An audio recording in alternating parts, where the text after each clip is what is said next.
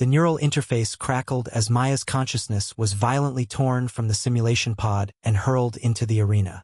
Her body materialized on scorched stone, the acrid smell of sulfur burning her nostrils.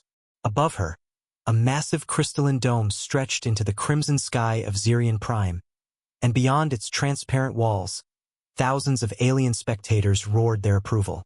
She had been nothing more than a data analyst aboard the research vessel Prometheus when the Draconian Empire captured their ship.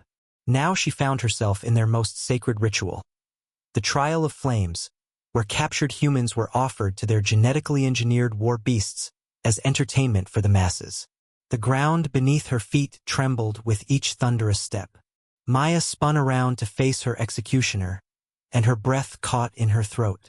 The creature before her defied every Earth legend of dragons. This was no mythical beast, but a product of advanced bioengineering. 20 feet of living weapon designed for one purpose: killing humans. Its scales shimmered with an iridescent metallic sheen, each one embedded with microscopic energy cells that pulsed with electric blue light. 6 mechanical wings sprouted from its shoulders, their edges razor-sharp and humming with anti-grav generators. The dragon's eyes were compound structures like those of an insect, but each facet glowed with the cold intelligence of quantum processors. Maya's training in xenobiology kicked in as she analyzed her opponent.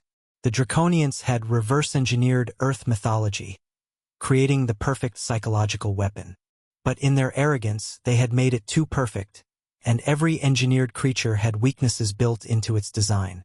The beast opened its maw, revealing not teeth but plasma conduits that began to glow white-hot.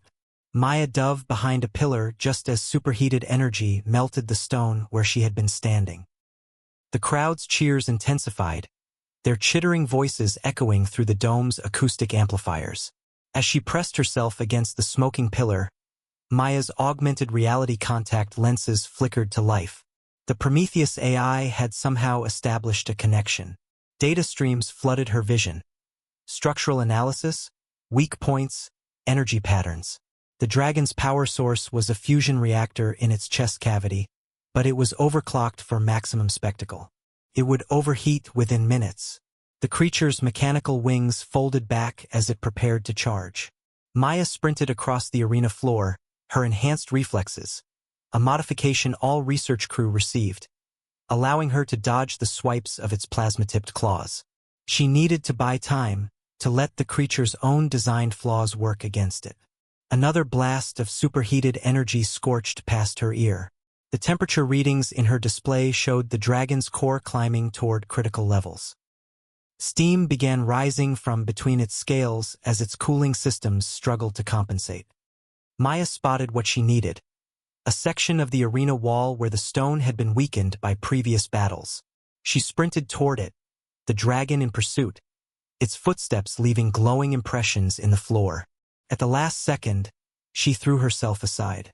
The beast's momentum carried it forward, and 20 tons of overheating bioweapon crashed into the weakened wall.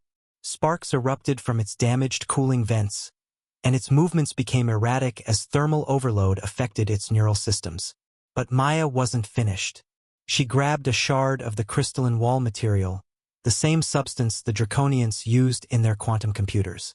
As the dragon struggled to right itself, she drove the improvised blade deep into an exposed cooling vent. The creature's fusion reactor went critical. Energy discharged through its scales in brilliant cascades, and the mechanical wings seized as their systems overloaded. With a sound like tearing metal, the genetically engineered monster collapsed, its quantum brain finally succumbing to thermal shutdown. Silence fell over the arena. Maya stood over her fallen opponent, breathing hard, her body trembling with adrenaline and radiation exposure. Above her, the alien crowd sat in stunned silence. She had done the impossible.